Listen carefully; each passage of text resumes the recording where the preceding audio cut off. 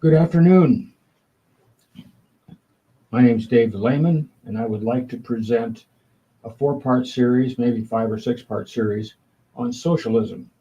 Because what we see happening in this country and what we have happening today is a debate, one of the leading debates, probably most important debates we'll ever see, um, and one of the most important elections we'll probably ever experience in this country.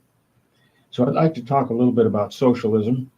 Nikita Khrushchev advocated socialism in the United States, not communism. Every communist knows that socialism is simply a transition point between capitalism and communism. There are socialist organizations in every country, and the Socialist International uh, coordinates the worldwide socialist movement. It's one of the four most powerful groups in the world, yet most people have never heard of it. Although socialists talk about democracy, their real goal is government under the control of an enlightened elite. The Socialist International coordinates its efforts with the Council on Foreign Relations, the Trilateral Commission, Bilderbergers, the Club of Rome, and several others. All of them work to establish world government. Their only question is who will be in control.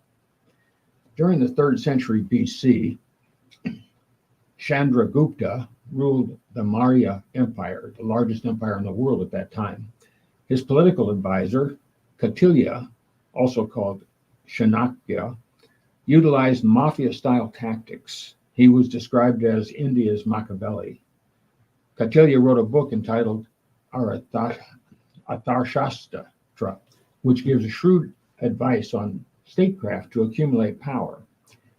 Kautilya counseled the king to use spies to create crises of rivalry where subjects would fight among themselves, allowing him to usurp control. The book tells when assassinating an enemy is useful, when killing domestic opponents is wise, how one should use secret agents, when one needs to sacrifice one's own secret agent. And how can the king use women and children as spies and even assassins? When should a nation violate a treaty to invade its neighbor? Kautilya addresses all those questions. In what cases must a king spy on his own people? How should a king test his ministers, even his own family members, to see if they're worthy of trust? When must a king kill his own prince, his own son, who is heir to the throne? How does one protect a king from poison? We go to the next couple of slides, and we find there is a fellow named, he basically showed what it's like, what precautions, it was Yuri Bezimov, was a KGB agent stationed in India who defected in 1970 to the U.S. Embassy in Greece and was given asylum in Canada in 1984. He gave an interview with G. Edward Griffin, revealing Soviet fifth column subversion techniques. The main emphasis of the KGB is a slow process, which we call ideological subversion. It's a great brainwashing process which goes very slow and is divided into four basic stages. The first one being demoralization. It takes 10 to 15 to 20 years to demoralize a nation. Marxist-Leninism ideology is being pumped into students without being challenged or counterbalanced by the basic values of Americanism. The next slide talks about, even if you start right now educating a new generation of Americans, it will still take 15 to 20 years to turn the tide of ideological perception.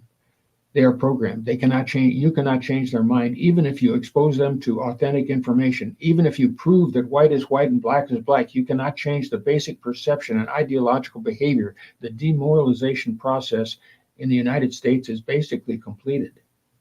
Actually, it's overfulfilled. Not even Comrade Andropov in 1911 to 1984 and all his experts would even dream of such a tremendous success. Most of it is done by Americans to Americans.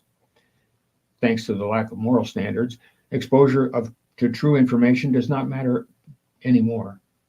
A person who is demoralized is unable to assess true information. Even if I take him by force to the Soviet Union and show him concentration camps, he will refuse to believe it. until he's going to receive a kick when a military boot crashes on him. Then he will understand, but not before that. According to Machiavelli, if a prince wanted to conquer a city, in his quest to unify Italy, the people would hate him. But if the prince secretly paid agitators and criminals under the table to burn barns, kill cows, smash windows, set buildings on fire, thus creating crisis and terror in the streets, the people would cry out for help. The prince would come in, get rid of the useful idiot criminals that he'd hired, and nobody would know the better for it. The naive citizens, unaware of his subterfuge, would praise him as a hero. Machiavelli wrote that in politics, one must consider the final result. In other words, the end justifies the means. Standards of right and wrong are subject to whatever benefits those in power. Since every criminal and ambitious politician defines good as benefiting themselves or advancing their agenda, and therefore it gives them license to lie under oath, deceitfully usurp freedoms, and commit the most horrible injustices and atrocities, the end of one prince controlling of all of Italy was such a good end that it means necessarily to get there, any way to get there is justified. In numerous Democrat-run cities across America, homeless persons were allowed to camp on the streets. During the COVID pandemic, these cities released criminals, including MS-13 gang members who illegally crossed borders, or ISIS members who accompanied unvetted Middle Eastern immigrants. Soon, crime increased, compounded by the defunding of the police. COVID responses also closed schools, releasing high school and college students indoctrinated with hate America views and organized by leftist professors to participate in indivisible Antifa protests. And if churches were shut down, pro-life conservatives would have difficulty organizing. Statistically, pro-life, pro-family, pro-business citizens are higher percentage Republican. If these people leave, who's left in the cities? Republicans leave and Democrats end up with a monopoly on the city politics. Voter fraud would be more feasible in a situation in elections. Whoever wins the big cities usually wins the state, and whoever wins the state gets all of the electoral votes for the state, and the president is elected by electoral votes. This is clear democratic political advantage to have crime and unemployment go up in the big cities. The end justifies the means. Hitler used brown shirts to create crises by disrupting the meetings of his opponents. Once in power, Hitler had the brown shirts killed in the Night of the Long Knives, and the people praised Hitler for restoring order. Hegel taught, the state is God walking on earth. We must worship the state, all the worth which a human being possesses. He possesses only through the state. The state recognizes no authority but its own, acknowledges no abstract rules of good and bad. The nation state is therefore absolute power on earth. Harry S. Truman stated in March 1946, he said, dictatorship is founded on the doctrine that the individual amounts to nothing. The state is the only thing that counts, and that the men and women and children are put on earth solely for the purpose of serving the state. Under G.F.W. Hegel's system, the general will is determined by the ruler. The philosophy of history that he wrote, Hegel was against the citizens ruling themselves. He wanted power to be in the hands of one person. Students at the University of Berlin who admired Hegel formed a radical student group called the Young Hegelians, a member of which was Karl Marx. Marx got his idea of the government of God as God from Hegel. And Machiavelli's capitalizing on these. He capitalized on crises to consolidate control, and this was adapted by Hegel into the Hegelian dialectics. It can be described as a triangle. One corner is the thesis, the opposite corner is the antithesis, and the top corner is the synthesis. Hegel's dialectic struggle influenced Darwin in his development of his theory of origin, of evolution, and its survival of the fittest, and Hitler, who titled his book Mein Kampf, My Struggle. Karl Marx translated Hegelian dialectics into a political application, where people who are accepting the status quo, that's the thesis, are subjected to a created crisis that is really bad, that's the antithesis, so that they will be relieved to surrender their freedoms for a solution that is only half as bad, that's the synthesis. Each synthesis then becomes the new thesis, and the process is repeated until all power is voluntarily relinquished by the people into the hands of a dictator who promises big government solutions. To create an antithesis, there needs, of course, to be a division in society. The revolution needs an enemy. The revolution needs, for its development, its antithesis, and if enemies were lacking, they had to be fabricated. To create division, citizens must be made to stop thinking of themselves as citizens. Instead, be made to identify with subgroups which are pitted against one another to create division. The antithesis. The subgroups can be social, ethnic, racial, sexual, economic, or religious. The issue is never the issue. The issue is always the revolution. In other words, civil rights or women's rights is never the real cause. Women, blacks, are only instruments of a larger cause, which is power. Battles over rights and other issues, according to Alinsky, should never be seen as more than occasions to advance the real agenda, which is the accumulation of power. The American Negro is nothing but political football, and the white liberals control the ball through false promises. Once a country is divided into subgroups or victims or oppressors, the haves or the have-nots, crisis incidents could be manufactured between them to destabilize the nation. And when people panic and fear, they surrender their freedoms to whoever promises to restore order. Marxist philosophy influenced Vladimir Lenin's Social Democratic Party and Joseph Stalin's Union of Soviet Socialistic Republics, Benito Mussolini's Italian Socialist Party, Mao Zedong's Socialist Education Movement, and the Communist Party of China, and also Adolf Hitler's Nationalist Socialist Workers' Party. Pastor Richard Wurmbrand, after only 2 months after the communists took over Romania, he was arrested, labeled a prisoner number 1. He was locked in solitary cell where he endured horrendous torture at the hands of the brutal secret police. He wrote a book called Marx and Satan. While he was in prison, he had to stare at a screen for something like 14 or 16 hours a day, telling him that communism is good, Christianity is bad. And Richard Wurmbrand's book about Karl Marx, who was a German revolutionary socialist, begins with a rebuttal to this misconception. Marx was not a compassionate visionary who truly cared about the poor. In fact, Marx writes, the abolition of religion as an illusionary happiness of man is a requisite for real happiness. Marx was anti-religious because religion obstructed his goal. He said, I wish to revenge myself against the one who rules above. What produced this hatred of God? No personal motive is known. His parents were supposedly Christian. But nothing but revenge is left to me, he says. I will build my throne high overhead. Those words remind us of Lucifer's proud boast. I will ascend in heaven. I will exalt my throne above the stars of God. Isaiah 14:13. There exists a satanic church, which apparently Hitler belonged to.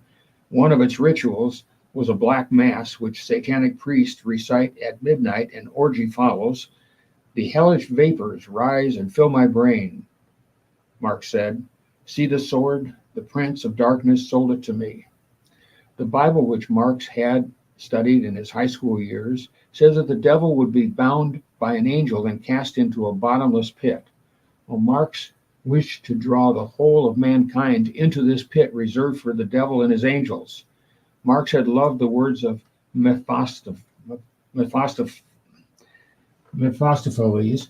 In Faust, everything in existence is worth being destroyed, everything, including the proletariat and the comrades. Marx quoted these words. Stalin acted upon them and destroyed even his own family.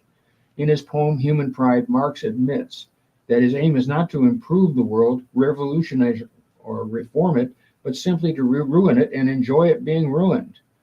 Marx is only Satan's mouthpiece when he utters in his poem Invocation of the One in despair the words, I wish to avenge myself against the one who rules above. We look at Lenin. He says you must make an example of these people. Hang publicly, so the people see it. At least 100 gulags, rich bastards, and known bloodsuckers. Punish them, publish their names, seize all their grain, single out the hostages, per my instructions in yesterday's telegram. Do all this so that for miles around, people see it, understand it, tremble, and tell themselves, we are killing the bloodthirsty gulags and that we will continue to do so. This is a letter, yours, Lenin. P.S. Find tougher people. Lenin had not anticipated that killing off the gulag farmers would devastate the food production. As a result, it created horrendous national famine from 1921 to 1922, in which the estimated 5 million starved to death. Lenin killed some of his own followers, writing in party organization and party literature. In 1924, after years of tormenting headaches, Lenin died.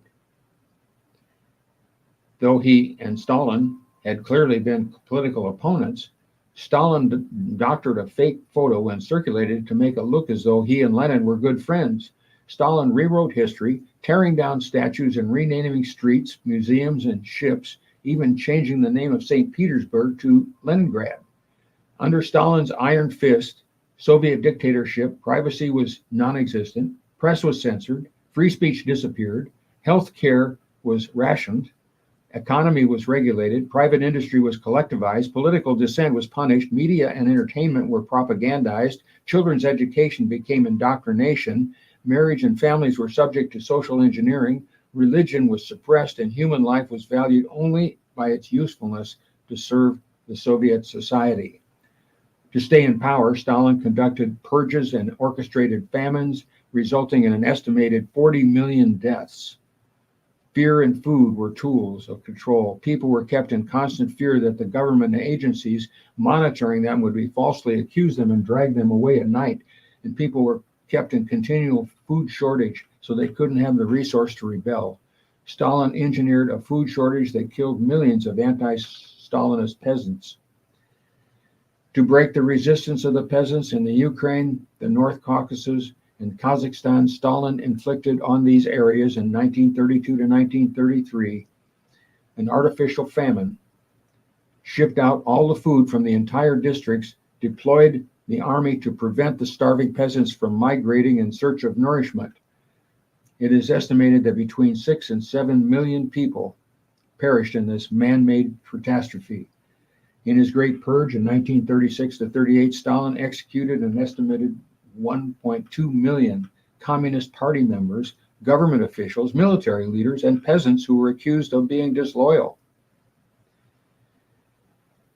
The Ukraine famine under Stalin was a nightmare. Alexander Solzhenitsyn, the one who was arrested under Stalin's regime, was born on December 11th, 1918. Next slide. He was detained for writing a letter criticizing Stalin and spent 11 years in the Gulag labor camps. He began secretly compiling horror stories of life in the Gulags for several years of his imprisonment, 1947 to 1952. He was denied paper and pen, so he had to compose and memorize the chapters as poems. He put these accounts into his book, The Gulag Archipelago. Archipelago is a chain of islands in the ocean. Solzhenitsyn used this metaphor to describe a chain of FEMA-styled citizen detention camps across Russia. Pol Pot's communist regime, along with others, was one that had these horrendous camps. They were used by Hitler's National Socialist studies, Pol Pot's communist Khmer Rouge, the communist Chinese, and North Korea. North Korean Gulag prisons were also used. Alexander Solzhenitsyn's writings were smuggled out of the Soviet Union and translated. They quickly became internationally popular, leading him to receive a Nobel Prize for Literature in 1970, even though he was still in the USSR. International pressure finally led to Solzhenitsyn being expelled from Russia on February 12, 1974. Solzhenitsyn addressed Harvard, June 8, 1978. In Soviet society, he said, there is a multitude of prisoners in our camps who are termed criminals, but most of them have never committed any crime. They merely tried to defend themselves against a lawless state by resorting to means outside the legal framework. Warning naive American students of the horrible realities of socialism, Alexander Solzhenitsyn stated in Washington, D.C. on June 30th, 1975, in the pre-revolutionary Russia, there were attempts on the Tsar's life. During these years, about 17 persons a year were executed. The Cheka, Lenin's communist secret police in 1918 and 1919 executed without trial more than 1,000 persons a month. At the high point of Stalin's terror in 1937 to 38, more than 40,000 persons were shot per month. Solzhenitsyn explained how the government health care provided cover for Stalin's political opponents to be diagnosed with psychiatric problems and given compulsory treatment. Solzhenitsyn stated in June of 30th, 1975, it's not a detente, a lessening of tension. If we have here, we can spend our time agreeably while over there people are groaning, dying under psychiatric hospitals. Doctors were making their evening rounds, injecting people with drugs which destroyed their brain. There are tens of thousands of political prisoners in our country under compulsory psychiatric treatment. Well, are you sick and tired of your calm, peaceful life? Are you sleeping well at night? Is your city too safe? No, not anymore. Introducing Democrats. Politicians so incompetent they will fill your neighborhood with riots, looting, rampant violence, and even homelessness. The secret is a special blend of corruption and good old-fashioned stupidity. No more pesky law and order. When Democrats are in charge, nobody's safe. Simply vote Democrats. Sit back and watch your neighborhood burn to the ground. But wait, vote for Democrats and they will include rolling blackouts, election fraud, cancel culture, taxes and more taxes. Democrats bringing chaos right to your front door. Kamala Harris believes in confiscating America's firearms by force. She will ban fracking in the Alaskan pipeline, change guidelines to suppress the availability of red meat to consumers, ban offshore explorations and drilling, legalize illegal aliens, abolish ICE, and let convicted murderers and terrorists have their vote. Now she is saying she will fix prices on food. This is pure socialism and will result in food producers not producing food because they will lose money. There will be no bread on the shelves, no meat, no eggs, no vegetables, no necessity of any kind eventually. Trevor Loudon says her father was a Marxist. Her mother was a radical left-wing activist. She will open the borders and destroy our immigration system. She will completely destroy the middle class and indoctrinate our kids. She will come after anyone who stands in her way. I'm not making this up. I've got documentation to back up all of this. Tim Walz, a Minnesota bar owner, said Tim Walz forced her into bankruptcy with COVID closures, $300,000 in legal bills. Governor Tim Walz's restricted pandemic-era lockdowns in the state decimated local businesses and caused financial ruin for those who stood up for their livelihoods. I think he's an evil man who overstepped his role. He took small business and ripped them up. He destroyed us, says Lisa Zarza. She told it in the Post. I have to leave the state to be able to legally work and make a living. By eliminating the availability of oil and gas, which we have in abundance, this team will destroy the middle class, take away money used to build weapons to defend ourselves, and make us vulnerable to takeover by China or Russia. Kamala's policy positions go public. She's not going to like it when her plans include fighting to set up murderers free, more taxes to ensure the middle class pays their fair share, abolish borders, bring back the Green New Deal. Kamala believes in freedom for individuals associated with violent behavior, formerly referred to as violent criminals, ending the wrong-headed thinking that more police will mean safer communities and eliminate private health care insurance. Not only does Kamala Harris own the weaknesses, failure, and chaos of the Harris-Biden administration, she is so radical that she makes the squad look like moderates. She wants to abolish our borders, let criminals control our streets, surround our communities surrender our communities to cartels and the plague of fentanyl. She may not say this openly, but if you look at her statements that she's made, finally launched, this is her public policy, launched one day before the debate on her campaign website. Just ahead of this, she says, this debate with Donald Trump, and over a month after she became the Democratic nominee, Harris doubled down on price controls and support for the border bill that would allow 1.4 million illegal immigrants into the country each year. She also backed gun bans, promised to advocate environmental justice, and to end the suffering in Gaza, among other leftist positions. According to the Issues Selection of Harris website, she has doubled down on almost everything. Grocers usually operate on razor-thin profit margins, 1 to 3%, and raise or lower their prices in tandem with supply and demand, as the market is very competitive. There's in Harris' radical agenda, she says, there's no question I'm in favor of banning fracking. Well, many have criticized the critical proposed policy as it could lead to shortages like price control policies and other things that are counterwise that are in other countries such as Soviet Union, Venezuela, and other places. But last month's CNN contributor said, we've seen this kind of thing tried in lots of other countries before. Venezuela, Argentina, the Soviet Union, other legacy media outlets ripped into Harris for proposing this policy. Well, we see, this is what we see the difference between what's going to be in the debate. Now, she may say that she is for the very things that Trump says, but her history, her legacy goes against that idea. Lying has been something that Democrats in general use to gain support, and then they go back to their original beliefs. Before the China, this is the Trump administration accomplishments. I'd like to look at some of those. Before the China virus invaded our shores, we built our world's most prosperous economy. America gained 7 million new jobs, more than 3 times the government experts' projections. Middle-class families' income increased nearly $6,000, more than 5 times the gains during the entire previous administration. The unemployment rate reached 3.5%, the lowest in half a century. It achieved in 40 months in a row, with more job openings than job hirings.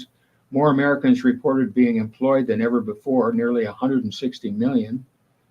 Jobless claims hit a nearly 50-year low. The number of people claiming unemployment insurance as a share of the population hit its lowest on record. Incomes rose in every single metro area in the United States for the first time in 3 decades. He delivered future and greater promise and opportunity for citizens of all backgrounds.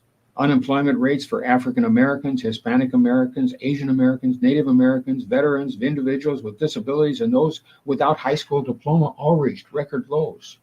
Unemployment for women hit its lowest rate in nearly 70 years, lifted nearly 7 million people off the food stamps. Poverty rates for African Americans and Hispanic Americans reached record lows. Income inequality fell for 2 straight years, and by the largest amount in over a decade. The bottom 50% of American households saw a 40% increase in net worth. Wages rose fastest in low-income and blue-collar workers, a 16% pay increase. African American home ownership increased. So just a small mattering. This could go on for quite a bit. Got several notes on that. But God, Trump, and America, the Democrats, all out plan to steal the 2024 election. And this is basically what they see. It's their only hope, because Trump will reverse everything that they've gained. However unspeakably bad everything has gotten during the administration of Joe Biden and Kamala Harris, one reality remains unchanged. Today's far-left Democratic Party is single-mindedly obsessed with retaining and expanding its power no matter what. And that means Democrats, in close collaboration with the deep state, the legacy news media, big tech, and other corporate allies, will do absolutely anything and everything within their power to rig, corrupt, and steal the 2024 election. And of course, to bring things back to stark present-day reality, the Democrats, with their atrocious track record and equally atrocious candidates, have nothing else going for them in the 2024 election other than lying, defaming, and cheating in every possible way. Democrats and their leftist allies are attempting to defeat a successful former president with an impressive track record, but about whom they have lied continually for 8 years, impeached twice, subjected to an unprecedented, scandalous, illegal lawfare campaign intended to imprison him for the rest of his life, and who just 2 weeks ago narrowly escaped an assassination attempt. The The Republican candidate Donald Trump said on Thursday he would establish a government efficiency commission headed by billionaire supporter Elon Musk. This, if he wins the November 5th election, during that wide-ranging speech in which he laid out his economic vision. So much corruption is going on in our government. Someone like Elon Musk would be the perfect person to get rid of that. The former president has been discussing this idea of this government efficiency commission. He said that Musk has agreed to head the body. He did not detail precisely how the commission would operate, besides saying it would develop a plan to eliminate fraud and improper payments with 6 months of being formed. I will create a government efficiency commission tasked with conducting a complete financial and performance audit of the entire federal government and making recommendations for drastic reforms. Of course, those stealing from the government are going to be against that. Trump also is going to have RFK head a health food department. This is really important because 29% of the net federal outlays for fiscal year 2023 came from global health programs. So the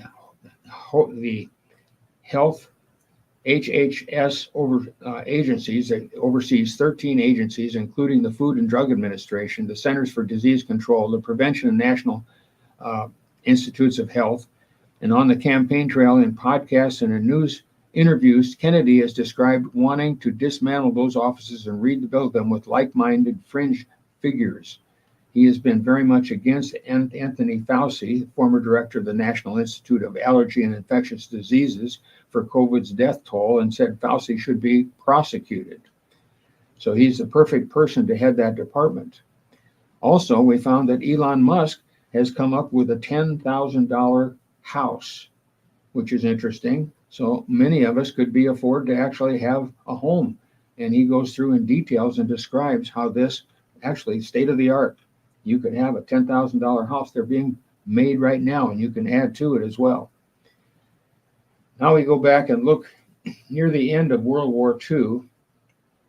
In declining health, President Roosevelt attended a Tehran conference and then a Yalta conference, where he surrendered half of Europe to the iron-fisted control of the Union of Soviet Socialistic Republics, led by communist dictator Stalin. Now, this communist replaced the Christian religion with materialistic atheism. Church property was confiscated or destroyed. Free speech and free press were prohibited. Private property was abolished. We look at North Korea Gulag prisoners. We see what happened to the Chinese Gulag prisoners.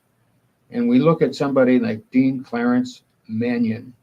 Dean Clarence Mannion was part of the John Birch Society, but he was dean of the Notre Dame Law School. He was chosen by President Dwight D. Eisenhower to chair a commission to return to the state powers that had been usurped by the federal government during Roosevelt's New Deal era. Eisenhower was persuaded to decline Mannion's recommendations in favor of a Republican big government. Mannion was released from the administration but continued his cause, writing the Constitution of the United States versus Communism. In November 19, 1962, he wrote, "Never before in the history of the human race has atheism, naked, materialistic, power-hungry, activated atheism ever mounted its horse and started to ride across the world and do so successfully. Communism is this activation of atheism. This is the personalization of anti-God. This is Armageddon. And anybody in this room who has a shred of belief in God or immorality or in his or her personal responsibility must recognize that understanding and the defeat of communism is the first order of business on the part of everyone who has a shred of interest in the perpetuation of Christian civilization. This thing must be destroyed." Mannion pioneered conservative talk radio during the 1950s and 60s, influencing leaders such as California Governor Ronald Reagan. Guests on Mannion's radio program included Governor Douglas MacArthur, Jesse Helms, Strom Thurmond, Harry Byrd Sr., Barry Goldwater, Henry Raniere, Stan Evans, and Phyllis Schlafly. The Cold War was at its height in 1947 to 1991, with nuclear attacks prevented by the mutually assured destruction, MAD, and proxy wars fought between the US and USSR and China. Countries experienced their political parties infiltrated, communist parties being established, coup d'etat plots to remove leaders, and military conquests. During this time, 45 countries became communist satellites, often with brutal purges which killed millions. Countries included Afghanistan, Albania, Angola, Armenia, Azerbaijan, Belarus, Benin, Bosnia, Bulgaria, Cambodia, China, Congo, Cuba, Croatia, Czech Republic, East Germany, Egypt, Estonia, Ethiopia, Georgia, Indonesia, Hungary, Kazakhstan, Laos, Lebanon, Lithuania, Moldova, Mongolia, Mozambique, Nicaragua, North Korea, Poland, Romania, Russia, Serbia, Ukraine, Vietnam, Yemen, Yugoslavia, and many others. What would they do? Their main tactic of takeover was they would find groups within a country with grievances, organize these groups to protest and riot, escalate riots to violence and bloodshed.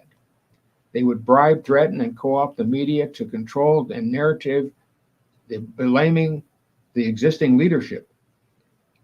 In the midst of the national confusion, they would carry out a coup or a rigged election, overthrowing the country's representative government and replacing it with a totalitarian dictatorship. Citizens are initially relieved that order is restored, but when the dust settles, they realize they have a rude awakening and find their freedoms gone. The USSR's Committee for State Security, the KGB, organized clandestine opposition groups to destabilize pro-Western countries.